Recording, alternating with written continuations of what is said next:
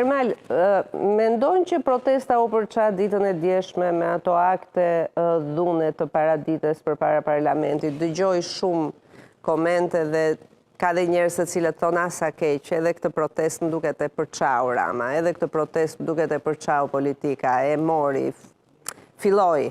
Të duket si eshe atë momentin e djeshëm të një lloj dhune që edhe forcat e policisë ndaj protestuesve, por edhe protestuesit ndaj forcave të policisë. Në fakt, e bëjmë pis protestën?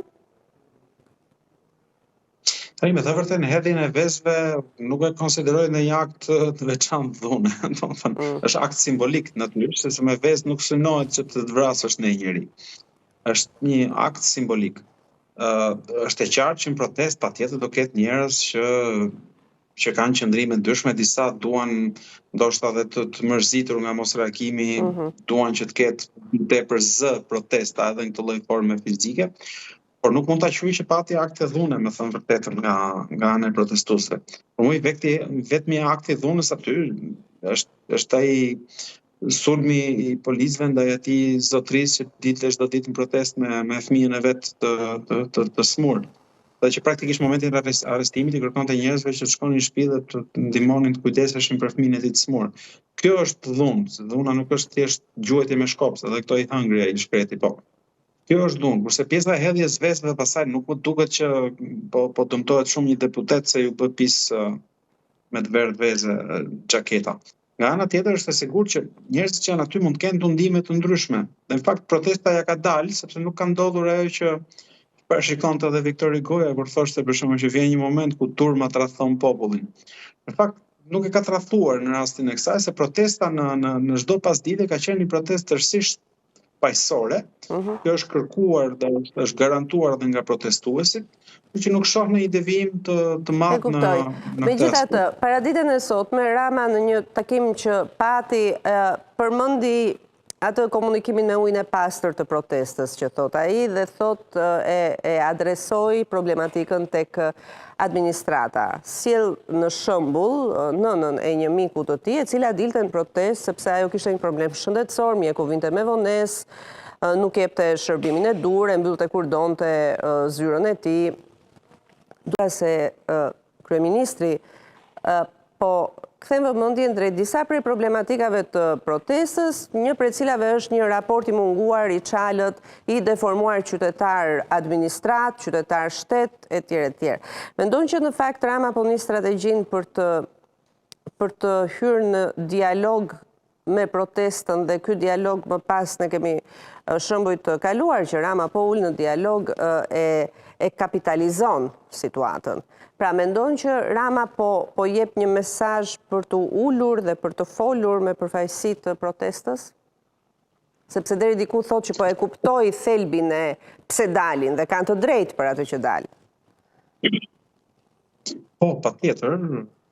Natyrisht ai do ishte një moment që eventualisht mund të adopsonte protestën, sepse kushdo që do dilte të fliste në emër të protestës nuk do arrinte të i përfaqësonte të gjithë. Dhe rasti konkret që ju thatë, nëse do shkojë përballë Ramës aty dhe do i tregoj një shqetësim që ka pas me një mjek, kur Rama e zgjidh kollajet e merr telefonin dorë dhe merr dikë që duhet që ai mjek që nesër të mos krijohet një njëjtin problem. Po kjo nuk është zgjidhje e protestës, se njerëzit nuk kanë dalë aty për një ose dy arsye, por kanë dalë në tërësi për një zhgënjim të madh që kanë me qeverisin në të gjitha aspektet e saj. Pra jo thjesht problemin me një mjek, por problemin me shëndetësinë, me arsimin, me rrugët, me mungesën e transparencës, me shkatrimin e zonave të mbrojtura, me dhënien e tyre ndaj oligarkëve ose aq më keq pastaj ndaj krimit organizuar etj. Njerëzit ndjehen në përkëmbur, të poshtruar. Kjo është protestë edhe për dinjitet, nuk është çështja thjesht çfarë vuan secili prej tyre. Por ajo që ajo shohin është që në këtë qeverisje njerëzit jo vetëm trajtohen keq, nuk i ofrojnë shërbimet, po nga ana tjetër edhe ju mbyllet goja ose nuk i dëgjon njëri dhe ju thotë që shiko se jeni shumë mirë. Është mrekulli, duhet na e dini për nder që jemi këtu. Ky është problemi, mendoj unë, kryesor, dhe është një problem që shkon përtej një halli teknik të që mos jetë me një telefon të një mjeku ose të një diçka tjetër që mund ndodhi Mirë, po aty. nëse Rama, nëse Rama të japim ritëm, nëse Rama e shkarkon qoftë dhe ministrin e linjës, si fut një të ristrukturuar gjithë qeverisë, bën një shkundje të kësaj burokracie, çfarë zgjidhen gjërat? Se mund të ndodhi kjo, bën një mbledhje ai, ashtu siç e di, mund të heqë ministra, zëvendëson ministra, hiq këtu, vur këtu, nga drejtësia te shëndetësia, nga shëndetësia te arsimi, bëhet rokada e ministrave, këta marrin stafet e tyre, fillon ajo tundja në vertikal, disa drejtor spitale shndrojnë, apo drejtor shkolla shndrojnë, apo etj, një disiplinë, nuk e di pastaj se si vazhdon në kapilar. Por në fakt, sjell kjo një përmirësim dhe i heq njerëzit nga sheshi kjo? Jo. Njerëzit mund të heqin nga sheshi vapa, ndoshta lodhja, mërzitja dhe prap do rikthehen kur të vi rasti, por Rama nuk e heq nga sheshi.